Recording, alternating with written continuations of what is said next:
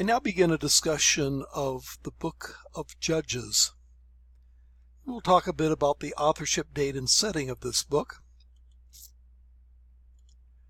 The author of Judges is unknown. If the Deuteronomistic theory happened to be true, then it would have been written by the Deuteronomist, DTR. But if the Deuteronomistic history is not true, then the author is simply an anonymous person. As far as the date, it's clearly written after the monarchy has begun, because it makes this statement several times throughout the book. In those days there was no king in Israel. Everyone did what was right in his own eyes. Well, that implies there must be kings at the time that the audience is reading this book. Also makes the statement that they call the name of this place Mahane Dan until this day, which implies that the naming must have been long ago, that it might be surprising that they still call it that to this day. It also speaks of the captivity of Dan. Well, Dan went into exile around 732 BC when Tiglath-Pileser deported some of the population of the northern kingdom. Well, this implies that the book of Judges must be written after that event. As far as the title, Judges, that raises a question, well, what or who exactly is a judge? Well, what are the judges known for? Well, were they known for judicial decisions? Well, not in the book of Judges. They weren't primarily known for that.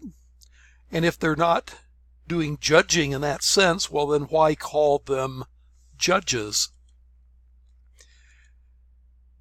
The Hebrew word translated judge, shofet, normally means a judge in the ordinary sense, but in the book of Judges it seems to have a secondary sense of military hero or deliverer who saved Israel from foreign oppression. You have the line in Judges 2:16, then the Lord raised up judges who saved them out of the hands of these raiders. That suggests that judges are saviors in this context. We can divide up the judges into two categories, major and minor judges. The major judges are the military leaders, the ones about whom we have stories. Othniel, Ehud, Shamgar, Deborah, Gideon, Jephthah, Samson. And if one were to bleed over into the book of Samuel, you could add Eli and Samuel, who are also called judges. But then there are other people in the book of Judges who are given that title, judge, but we know nothing about them other than their name. So you have Tolar, who was from the tribe of Issachar, and Jair, who was from Gilead, and you have Ibzan, who was from Judah, and Elon, who was from Zebulun, and Abdon, who was from Ephraim, and we know very little about them. One suggestion is that the major judges are military leaders, whereas the minor judges were actually the conveyors of Israel's moral and legal traditions, but this is only an educated guess. The chronology of the judges has some difficulties. Just in general, the patriarchs would be roughly 2150 to 1850 BC, ballpark figure, about 300 years. Notice all my numbers are ending in rounding to the nearest hundred, so bear that in mind. I'm not trying to be precise. The sojourn in Egypt was something more than 400 years, around 1850 BC to 1450 BC. The wilderness wanderings and conquests, I'll call it nominally 100 years, though it's probably somewhat less than that.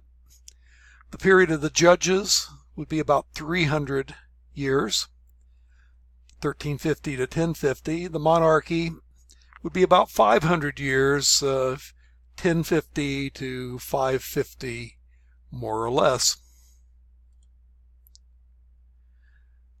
Now, the problem of chronology is that it says along the way that so-and-so became a judge, and he judged for a certain number of years. And if you add up all the years, you get 407 years. And the problem is that you don't really have 407 years to fit them all in. The solution to this is probably that the judges overlap chronologically. Now, it turns out that the different judges lived in different parts of the country, so that Othniel could be down here in the south, and Shamgar could be in Philistine country, and Tola, they were different places. But it may be that some judges, more than one, at certain times, more than one judge was judging, and therefore the years don't add up to the total number of years since there's overlap. A little bit about the social setting of the period of the judges. The Canaanites were a urban, independent city-state sort of society with a great deal of social stratification. They had kings, they had an aristocratic class, they had a material culture that was better than Israel's. They had art and architecture and cities. Israel, initially speaking, didn't have any of those things. Israel, on the other hand, was not an urban society, but a tribal society. It was divided up, according to Joshua 7, into tribes and clans and families. They were more of a pastoral society, so that they didn't have the kind of social stratification that you get in cities. They were mostly equals, with not a lot of difference between the higher-ups and the lower class. They had a more simple material culture, and they had a kind of a unique organizational pattern called an amphixtiani. So let me say a little bit about amphixtiani.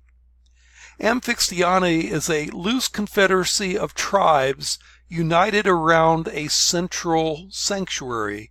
In Israel's case, that would be the tabernacle.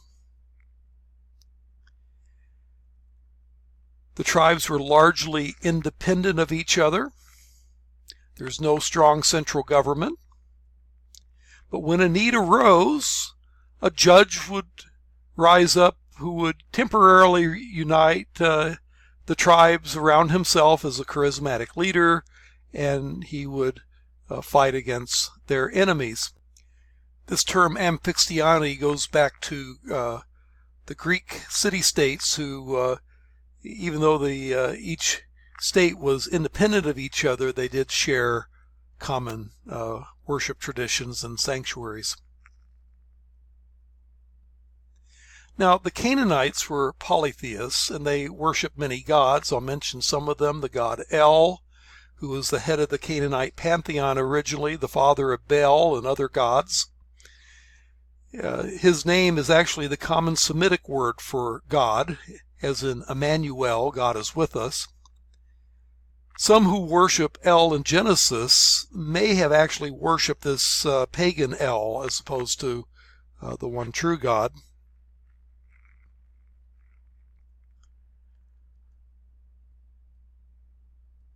There was also the god Baal, title for the Semitic storm god Hadad, a nature deity who supposedly gave fertility to the ground, the most prominent of the Canaanite deities. And then there was the goddess Ashtoreth. She was a mother goddess of fertility, consort of Baal in the mythology. Among the things that the Canaanites did religiously, some of these things are similar to what Israelites would do. They offered sacrifice. They prayed to their gods. But one thing that they did, which the Bible condemns, is human sacrifice. This is mentioned in several passages: Leviticus 18, Deuteronomy 12, Deuteronomy 18. We don't have any archaeological evidence of child sacrifice in Canaan, but we have an ethnic group that's related to the Canaanites, the Phoenicians, who started a colony in Carthage in North Africa, famous for their wars with Rome. And we do have texts and other archaeological evidence that they conducted child sacrifice at Carthage, just as the Canaanites are said to do in the Bible.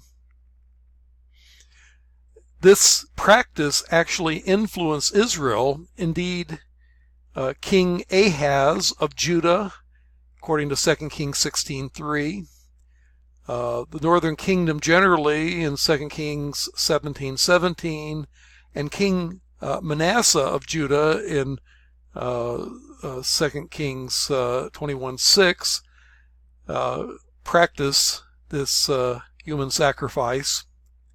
And so did Jephthah in the book of Judges, as we shall see. The Canaanites also are known for worshiping the dead. There's archaeological evidence of food offerings that were given to the dead. The idea was that the essence of the food would somehow help the spirit in the afterlife. And of course, this would be forbidden in biblical law, which makes all association with anything dead unclean. A question comes up, did the Canaanites practice sacred prostitution? It's often said that the Canaanites had fertility cults of prostitution, which involved rituals with priestesses to form a kind of a sympathetic magic to give fertility to the land. However, this is based on very little evidence. We do know that prostitutes worked in the service of temples of goddesses of love, as in Aphrodite in Greece. Herodotus mentions that at the Ishtar temple that women were obligated to prostitute themselves once a lifetime there. But there's not a lot of solid evidence for a more general fertility cult, despite its popularity in the literature. It's kind of an idea that captures people's imagination, but the solid evidence is a little weak, though I can't totally exclude it either. Well, anyway, Israel came to adopt many of the pagan practices learned from the materially superior Canaanites during the time of the Judges. We will continue this discussion on the next video.